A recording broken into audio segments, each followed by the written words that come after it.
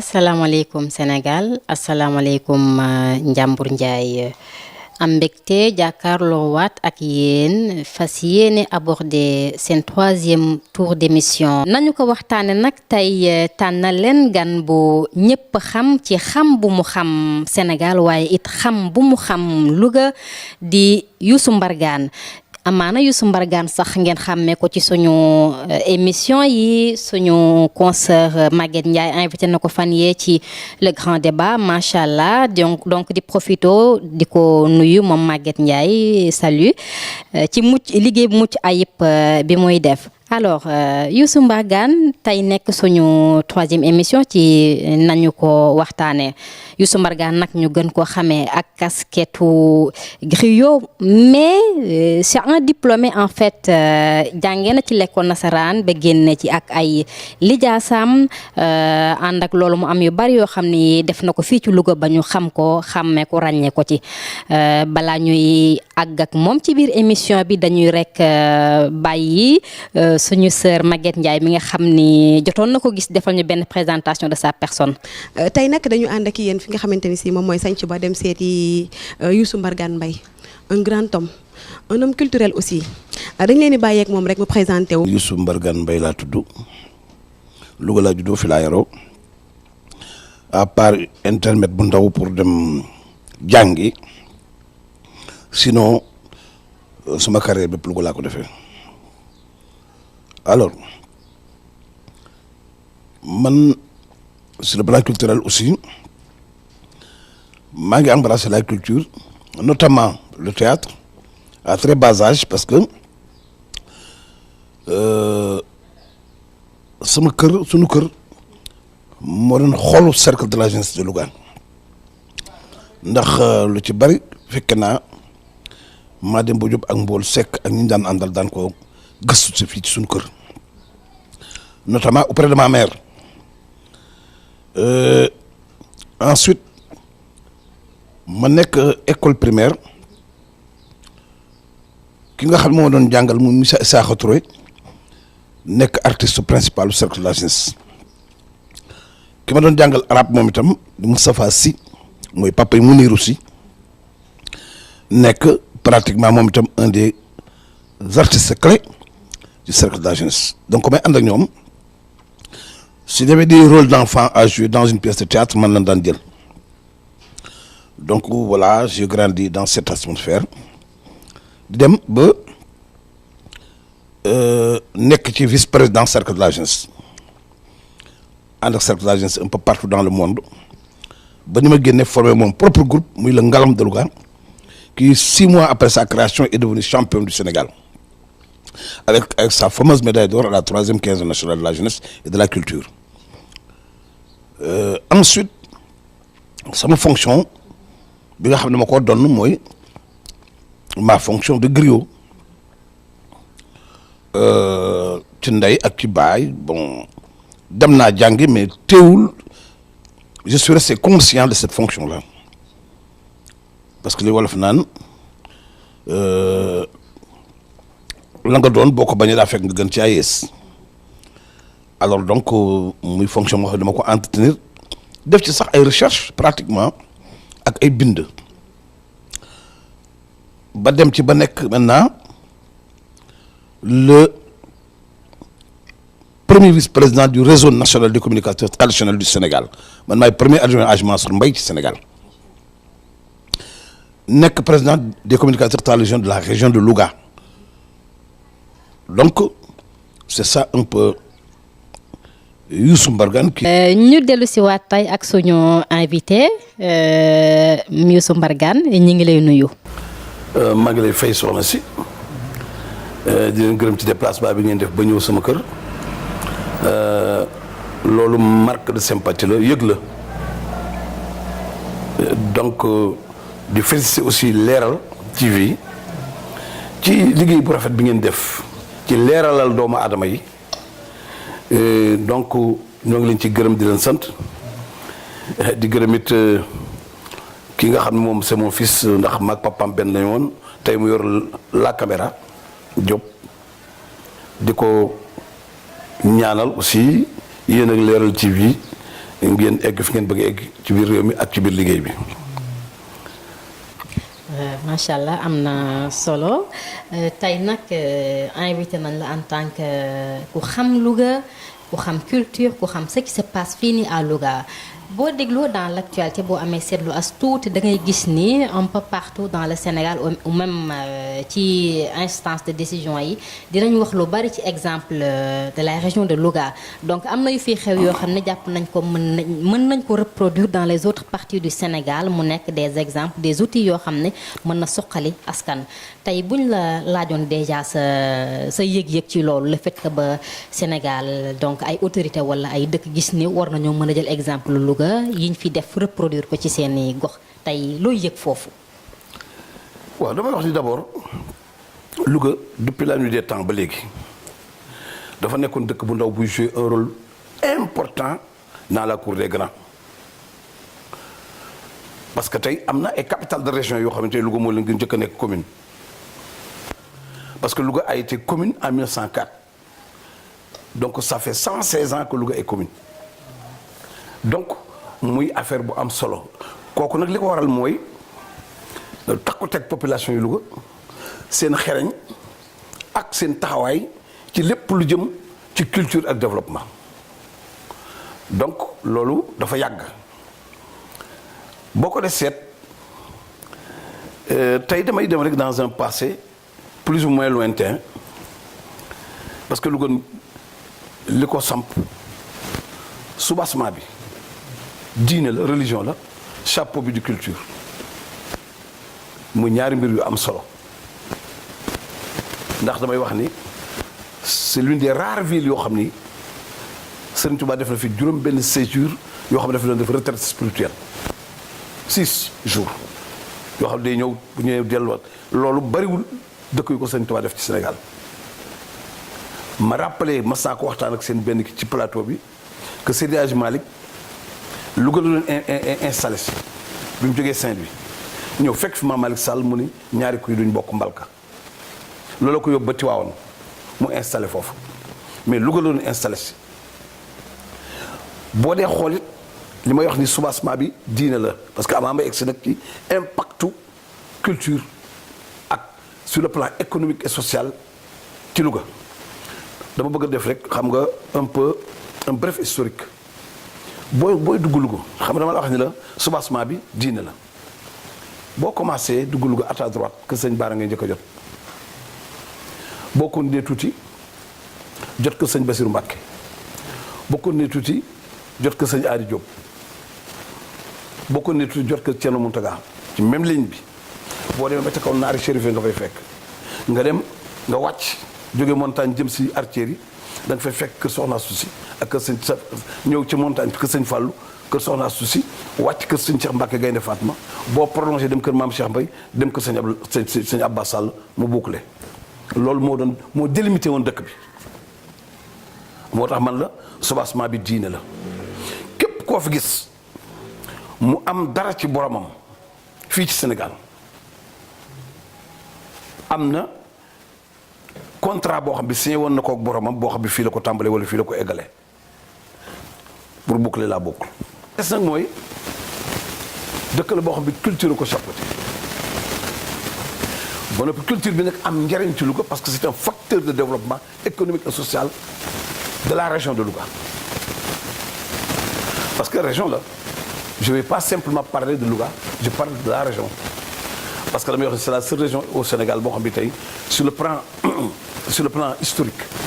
da nga gis ni tout le Jolof mi ngi ci biir tout le Njàmbur mi ngi ci biir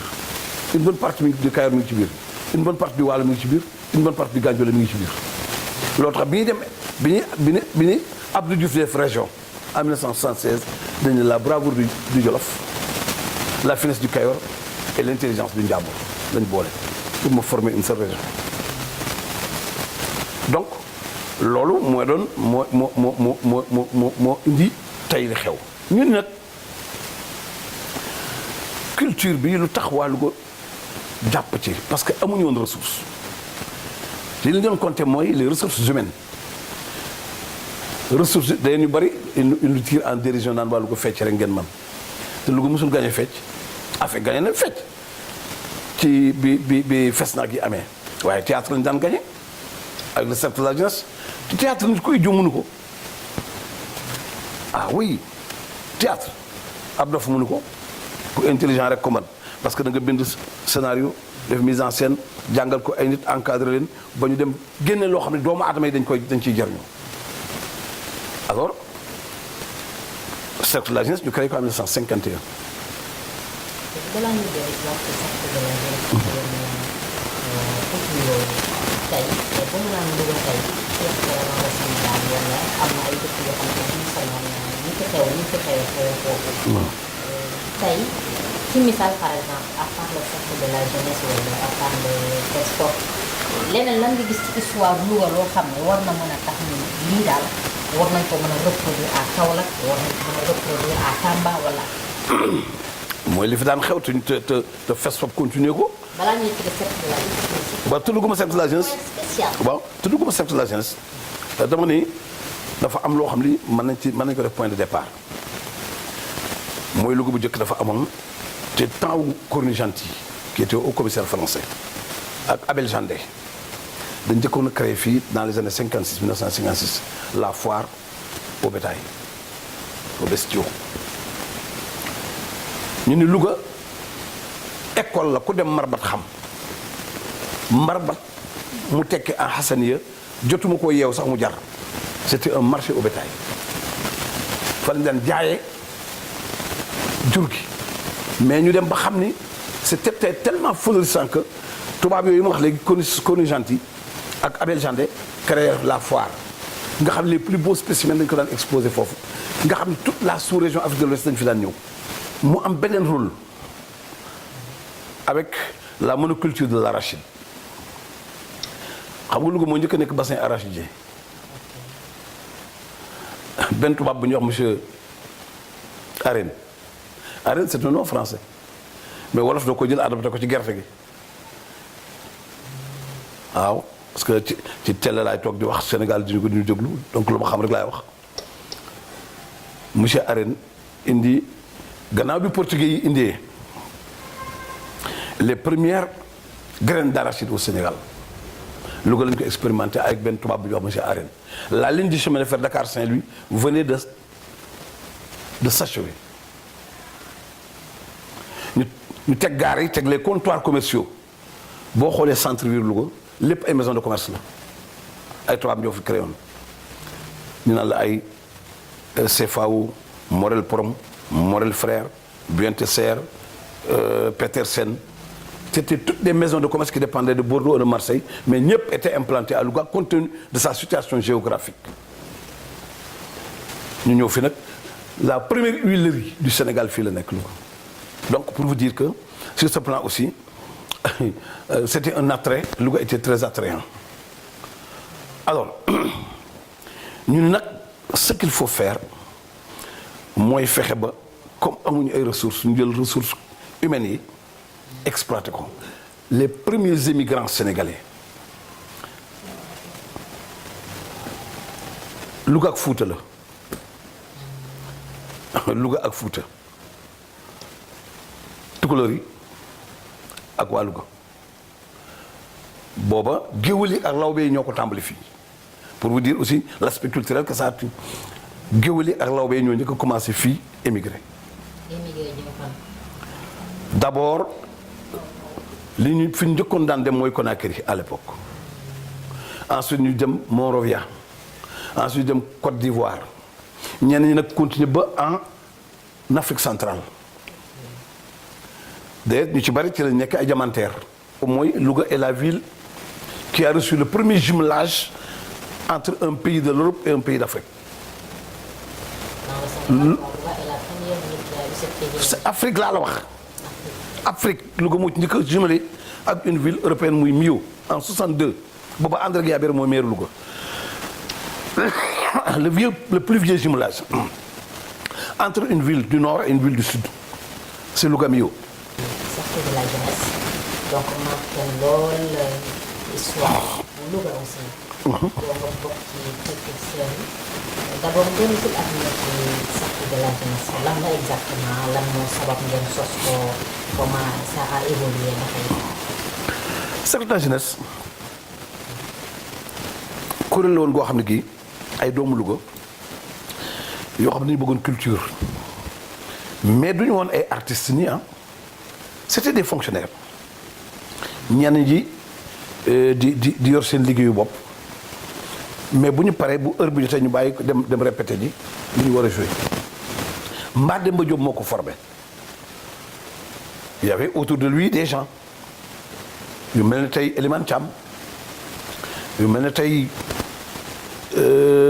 Birahim Dieng El Hadj Mboul Seck ñoom bon et tant d'autres hein ñu formé le cercle de la jeunesse de Louga di jouer ay spectacle jouer du théâtre d'abord mais aussi s'inspirer du patrimoine folklorique national pour de créer ay ballets yoo xam ni comme on dit c'était des ballets qui s'inspiraient de la vie de tous les jours. Donc si je comprends bien. cercle de la jeunesse da doon inspiré wu ci culture nationale di ko jouer fii à Louga. non d'abord la culture lougatoise la doon offrir aux autres régions. li ñu doon def lii. moo lay offrir d'ailleurs moo tax toujours bu ñu mësaan dem Louga se singularise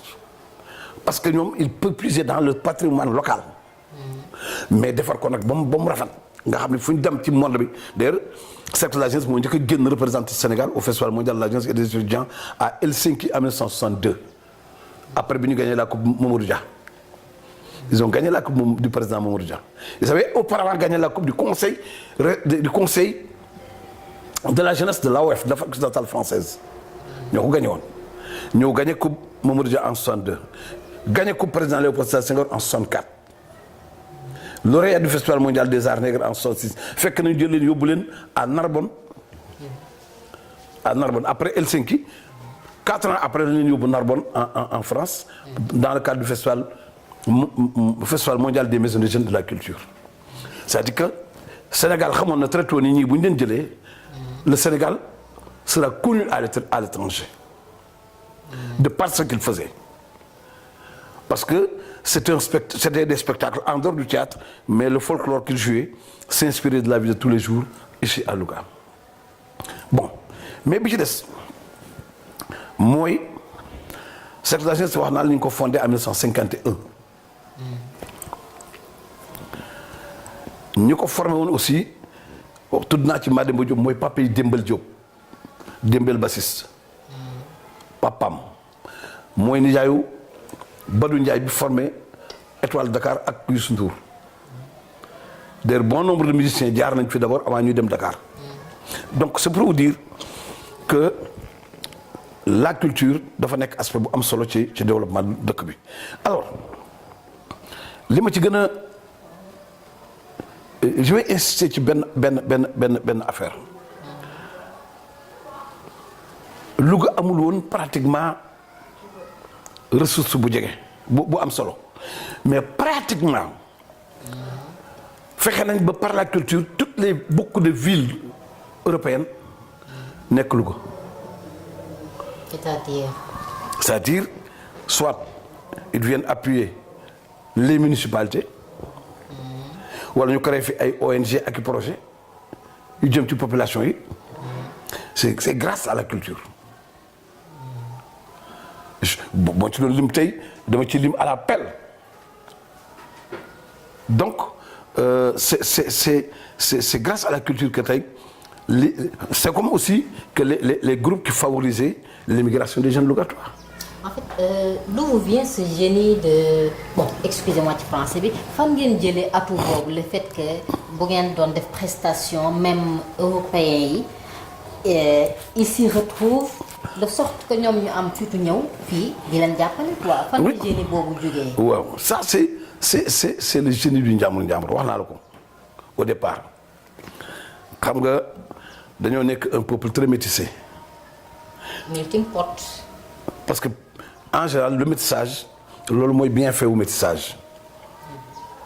boo gisee benn waasu boo xam ne dañ ne kenn du fa dugg rek du évoluer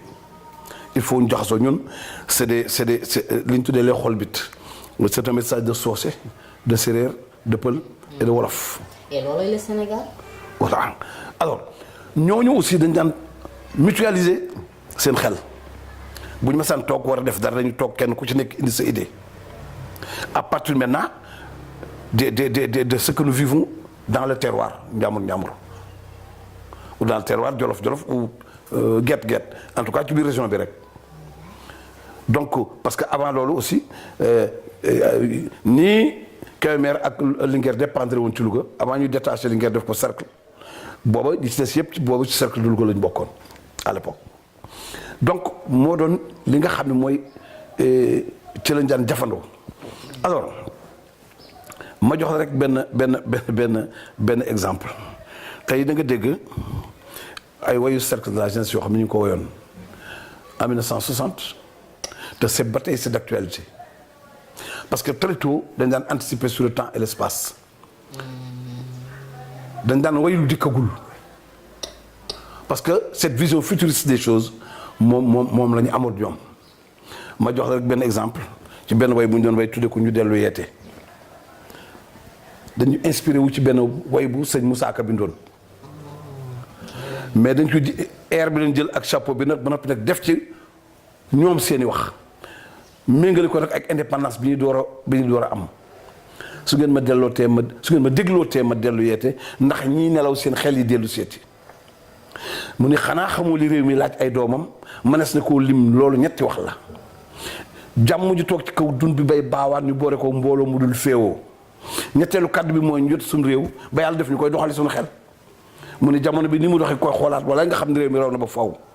et cetera ak ay yeneen way yoo xam ne ñu ko tudde bokk doole ci waar wi ñu tudde ko ngembu leen et puis c'était des chants engagés pour inciter le peuple en général et la jeunesse en particulier à s'investir dans le développement du pays ak chants yoo xam ni daan def de la morale parce que xam nga yàlla dafa sàkk doomu aadama jox dugal ci moom xol mu ni bërët jóg dem daw yàlla waat ko def ci moom xel mu ni tekk muy flux ak reflux ci doomu aadama bi xel a mujj ci doomu aadama mais mooy tax doomu aadama dal moo tax doomu aadama ay xalaat moo tax muy réfléchir bi lay ko yàlla joxee nag dafa nga exploiter ko à fond te comme on dit culture dafa bokk ci li yokk xelum doomu aadama mais aussi luy jàmmal réew Freud moo ko doon wax ceux qui travaillent pour la culture travaillent contre la guerre et si tout le monde était artiste il y aurait point de conflit dans le monde mun yoo nekk doo artiste mais kenn ku ci nekk au moins sa xol bi une part artiste di ci yëngatu. C'est noté maintenant bu ñu dellu si waatee ba tey ci cercle de la jeunesse bon ñun les recherches qu'on a faites sur ça gëstu yi ñu jot a def ci cercle de la jeunesse des éléments pour interroger am na ci un professeur universitaire boo xam dafa nañu en fait il est Lougatoire mais dafa nañu le cercle de la jeunesse da doon veiller même ci la bonne éducation des acteurs da doon évaluer en fait yaru artiste bi lan moom manqué ci éducation artiste bi parce que dañ doon def ci xelam ni ku bokk cercle de la jeunesse du bon mënuñu ne tu dois être parfait dans tout mais tu dois figurer parmi les meilleurs tey est-ce que mën nga ñu dellusiwaat ak loolu yow mi fekke woon. pour mën naa ci wax lu leer parce que boo nekkee ci biir cercle de la jeunesse tu étais soumis à un régime spartiate.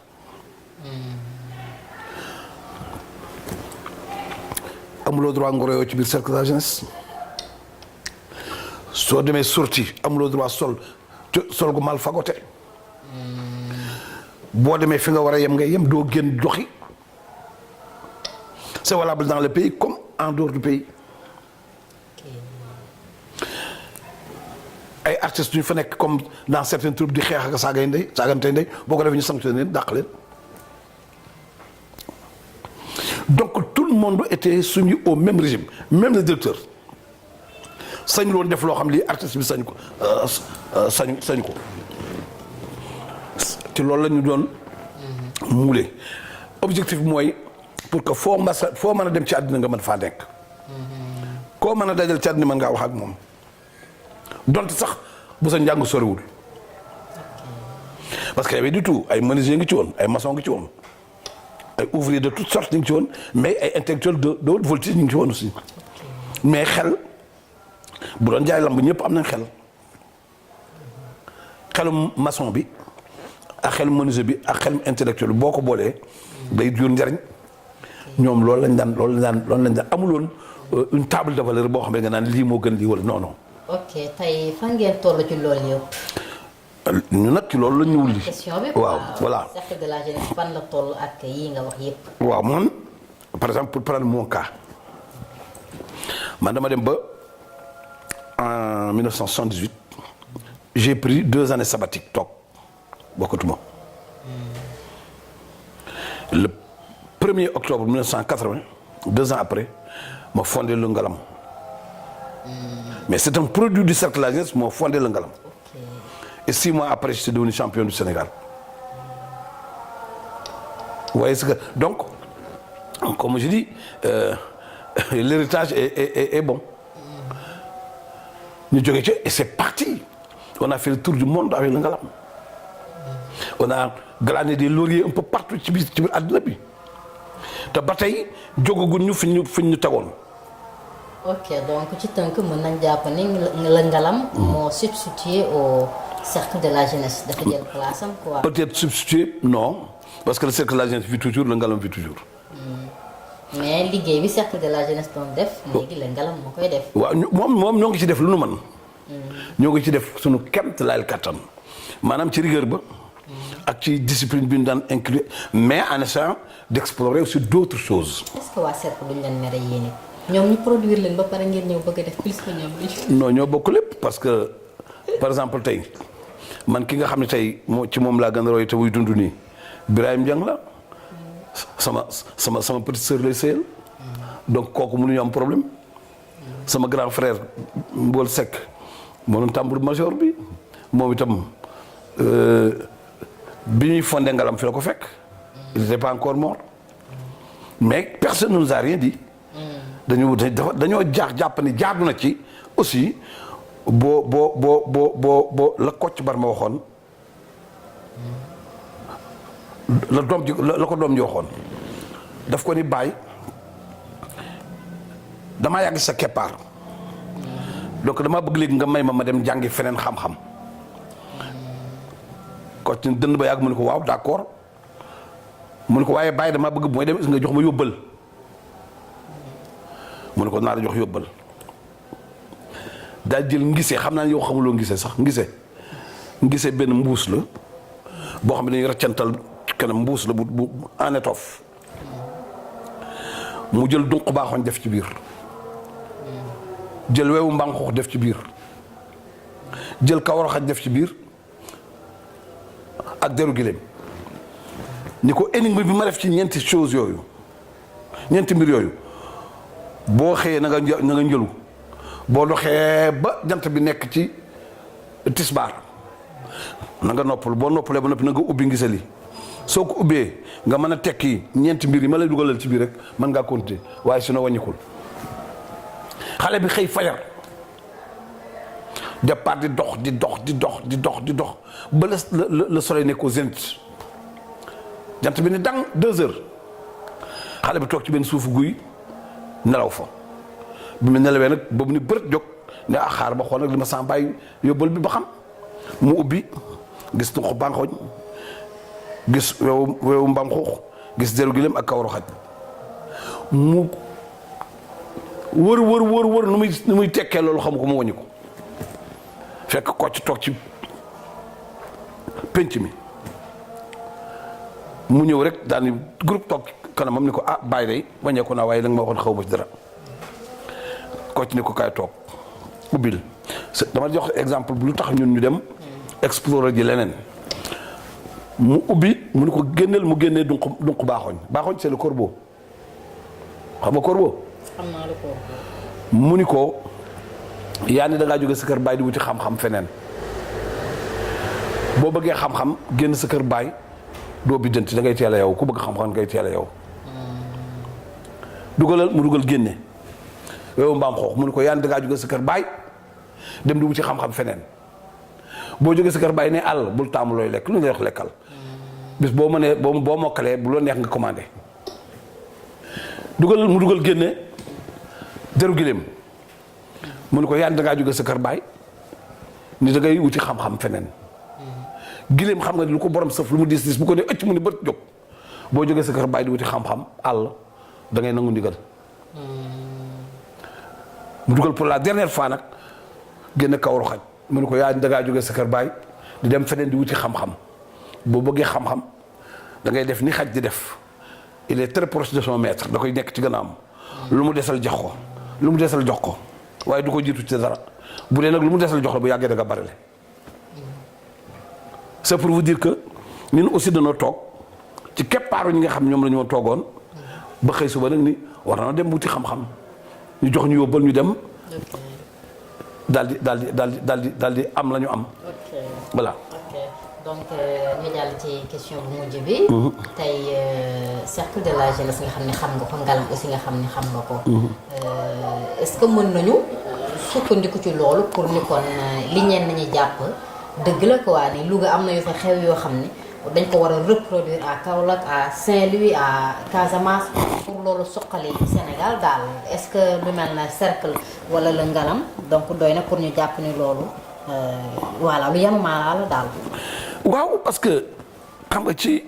autour de ça. ak à part ñaar yooyu yeneen yan nga gis yow personnellement ni war nañ ko lu fi xew nga gis ni personnellement ni war nañ koo reproduire yeneen régions yi yeneen gox-goxaan yi. comme par exemple le FESWAP exemple bi ñu war a gën a méditer en dehors acteur certes la jeunesse sur le plan culturel sur le plan artistique plutôt ak ngalam le FESWAP qui a mis en place des projets structurants defe naa mas ki ci waxtaan ak Babacar Sarr mu vraiment dans le domaine de la santé dans le domaine de l'éducation dans le domaine du tourisme dans le domaine de comment dirais-je même organisation internationale de la francophonie ñoo ngi organiser les RIFAD parce que mënoo am ku toll ne Abdou Diouf ci biir réew mi mu dëkk ci Louga te xale yi xamuñu ko maintenant sur le plan économique tey cercle la jeunesse ngalam fexe nañ ba tey ñu bare boo dem ci monde bi en Amérique en France partout dem nañ fa légalement dugg ñu ci mbëkk mi mais dem nañ fa légalement am fa seen teranga mais ku ci am teranga def naa ni jot teg ci sa bët sax da ngay ñëw d'abord Louga gi nga dëkk ba pare la nga am nga def ko fi door a wut leneen moo ngi tax la prolifération des belles maisons à Louga et tout ça parce que Louga client bu baax la ci ñi jaay ciment ci Sénégal te loolu jàppale bi ñu jàppale xale yi ci immigration bi aussi mais immigration légale boo demee bàyyi fa ñi ci des ñibbisi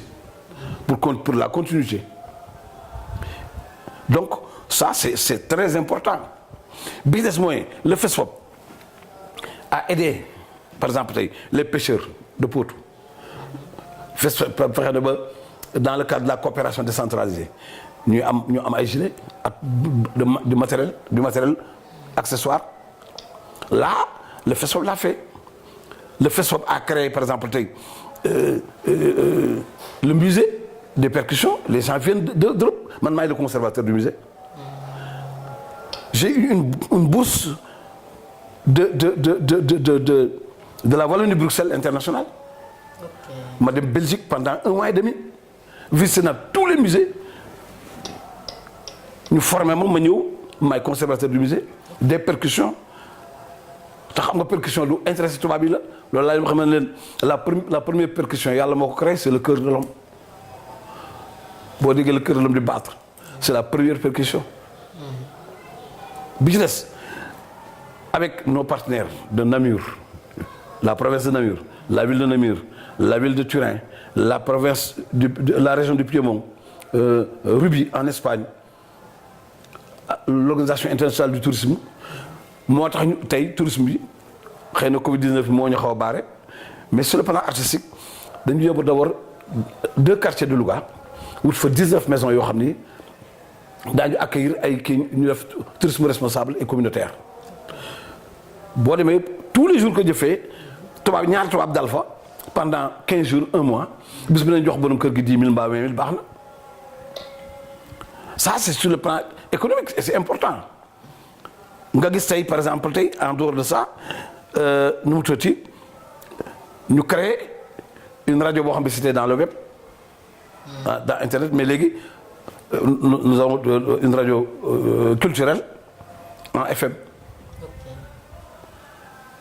Ça tout le matériel bi Facebook di utiliser Facebook moo ko moom. Nous avons maintenant aussi nu mu tuddati kii bi le village que la mairie a aidé mairie bu njëkk bi du temps du maire Maniang Faye moo ñu jox terrain bi ak un bail mais la fa nekk yëpp ñoo ko fa def avec l'aide de nos partenaires. kooku mooy dimbali état dimbali population yi ñu ay boo yoo xam ne ay ils ont un contrat à durée indéterminée FESPAP di leen fay tous les mois ak maintenant les manifestations yi ñuy organiser les emplois temporaires yi muy am sur le plan économique donc te léegi dañ ko yaatal ci région bi rek yëngu rek ci biir Louga plus maintenant. Des organisations qui sont nées des flancs du FESPAP par exemple le festival de rap hip hop 72 heures ñoom rek la lañ cay amit ñoo ko moomal seen bopp. Il y a le FERPI le festival de conte qui est aussi né des flancs du FESPAP. Il y a le FESTEF que le FESPAP aide beaucoup nga xam ne c'est le festival boo xam ne day enseigner le français par le théâtre aux élèves. C'est un festival qui enseigne le français par le théâtre. Donc c'est pour un peu ce tour d'horizon-là que ça c'est des exemples yoo xam ni parce que les manifestations warul nekk rek loo xam ni c'est du facto événementiel dafa war a nekk quelque chose de pérenne mais aussi buy jariñ. ok donc yow yii da nga jàpp ne mën nañ ko reproduire aussi dans les régions du Sénégal. Absolument. C'est-à-dire ça doit bien faire des émules un peu partout au Sénégal. am na ci ñoo xam ni actuellement ñu ngi commencé ils viennent à Louga pour s'inspirer de l'exemple du FESPAP. am na ay dëkk yoo xam ni ñu ngi commencé nañ seen i festival ak seen i activités culturelles mais dañu ñëw wala ñu invité ñu dem foofu même les réunions préparatoires dañ cey dem ñun c'est pour que parce que ñun dañ koy amul restriction que tout le monde puisse le faire ce n'est que bonne chose hein. Amul problème. ok tey ban appel ngay lancé au ministère de la culture pour ñu mën a reproduire yii nii dans les parties du Sénégal parce que ñi ngi koy laaj. Voilà d'abord pas au ministère de la culture c'est aux villes aux différentes municipalités yi nekk ci Sénégal parce que événement boobu le ministère de la culture moo koy ŋànk c'est d'abord la municipalité moo koy ŋànk. Après maintenant le ministère vient en appoint. Sur le plan technique mais aussi sur le plan financier le ministère dina ñëw mais ministère du dem di créer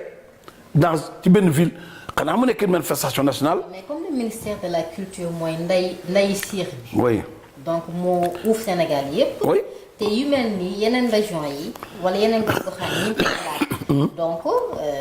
c'est évident wala c'est censé moom mu am réflexe jàpp leen pour ñu mën ko yóbbu ci yeneen. oui foofu laay wax. oui moom laay wax mais réflexe bi. bala ko ministère yi am ñu ko créé dikk ni ko ministre de créé nañ li ok ñun dañoo xëy rek on était 6 personnes hein. ni qu'est-ce qu'on doit faire ñu créer le FESPAP. maintenant topp ci nag au pas de charge pour que ministère bi jàppal nu maire yi jàpp ci keneen jàpp ci ak nag suñu volonté d'aller de l'avant ñu dem à l'étranger par nos propres moyens. Est-ce que yaa ngi dégg li mu wax mais ministère li mu mën mooy par exemple créer lu mel ne FESNAC. le FESNAC di ko def à tour de rôle dans les régions mun koo créer ci région yëpp en même temps ministère li mu mën mooy créer la biennale mais li des nag li des da nga koy créer ba noppi ministère jàpp ci. loolu moo jaadu comme par exemple à Saint-Louis le jazz de Saint-Louis c'est les Saint-Louisiens ñoo ko créé ils avaient l'appui de centre culturel français de Saint-Louis mais ba tey mi ngi continuer parce que même sans seen appui jëkki ñu ngi joxandu parce que ministère a ngi ci ñeneen a ngi ci donc loolu la ministère war a mën. macha allah donc am na solo leeral boobu. àgg nañu ci jeexitalu émission bi di sant di gërëm téléspectateurs yi en même temps di sant suñu caméraman monteur bi ak ñëpp ñi jàpp ci côté technique bi di leen jox rendez-vous dans 15 jours fii ak fukki fan ak juróom incha allah jërë ngeen jëf.